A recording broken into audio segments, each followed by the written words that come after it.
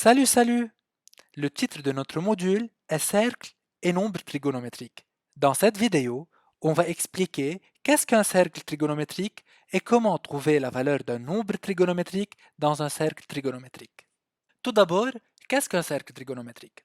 Un cercle trigonométrique noté C, comme on voit dans la figure ci-contre, est un cercle dont le centre est l'origine du repère orthonormé x ou y et de rayon, une unité ou bien radian. On doit choisir l'orientation positive dans le sens anti-horloger.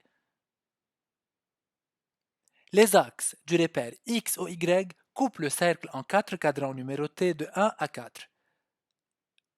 1, 2, 3 et 4. Tout point M du cercle détermine un unique angle orienté XOM ou bien on le note angle alpha dans le sens positif anti-horloger. Et inversement, on a MOX ou bien moins alpha. À chaque angle alpha dans le cercle trigonométrique, on peut associer un ou plusieurs nombres trigonométriques. Le sinus et le cosinus, respectivement notés sinus alpha et cosinus alpha, correspondent respectivement à l'ordonnée et à l'abscisse du point M défini par l'angle. Comme on voit dans la figure ci-contre, cosinus alpha c'est l'abscisse du point M et sinus alpha c'est l'ordonnée du point M dans le repère x, o, y. La tangente et la cotangente sont définies comme des rapports entre le sinus et le cosinus de l'angle. Tangente alpha, c'est égal au rapport sinus alpha sur cosinus alpha.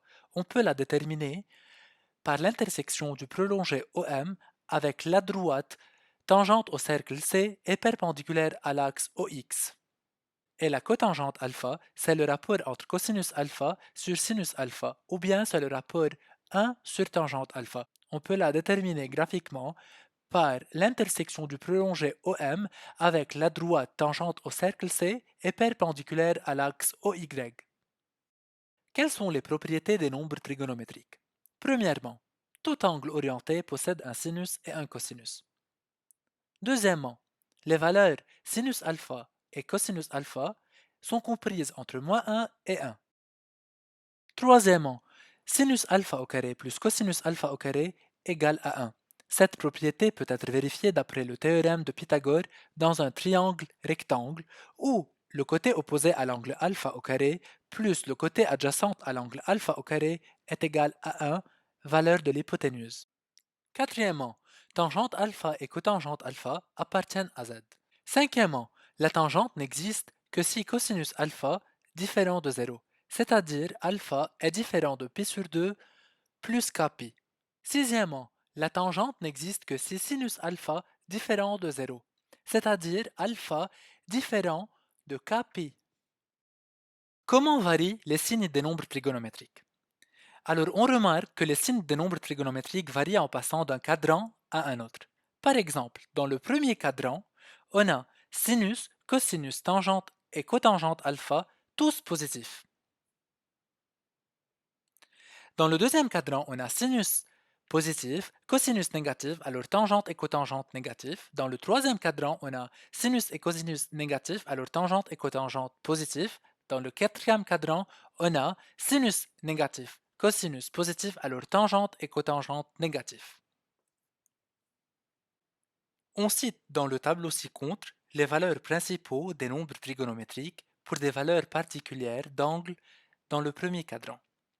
Par exemple, pour alpha égale à pi sur 6, radian ou 30 degrés, on a sinus alpha est égal à 1 demi, cosinus alpha radical de 3 sur 2, tangente alpha radical de 3 sur 3 et cotangente est égal à radical de 3.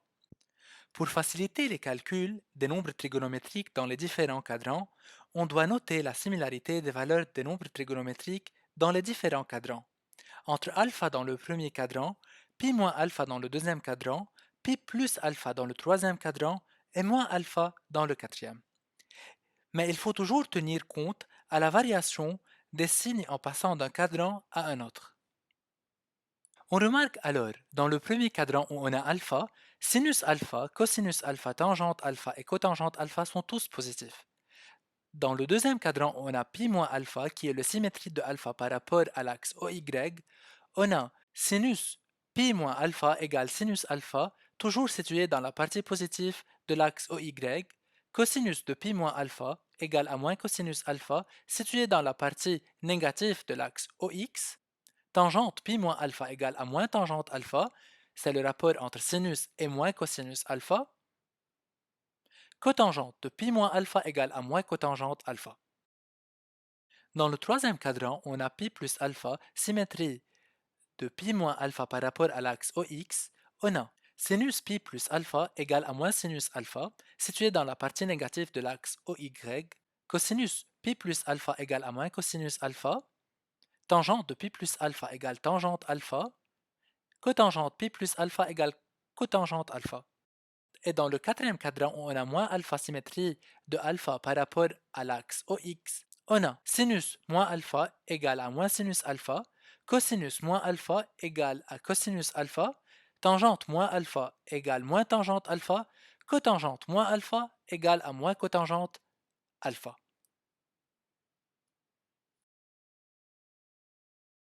Faisons quelques exemples. Calculez les valeurs suivantes. Sinus 5pi sur 6, cosinus moins pi sur 3, cosinus 5pi sur 4, tangente moins pi sur 3, cotangente 2pi sur 3. Commençons par 5pi sur 6.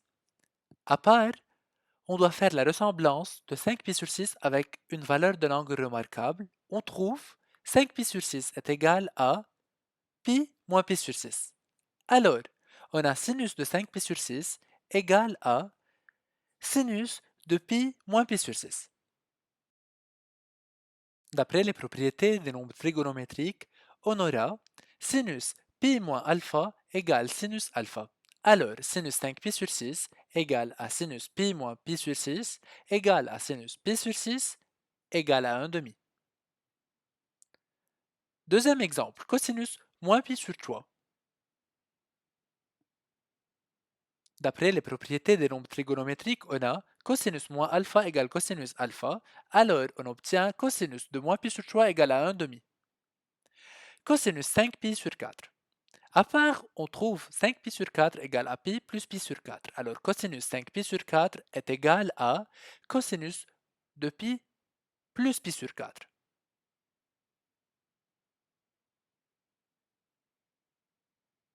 D'après les propriétés des nombres trigonométriques, on a cosinus pi plus alpha égale moins cosinus alpha.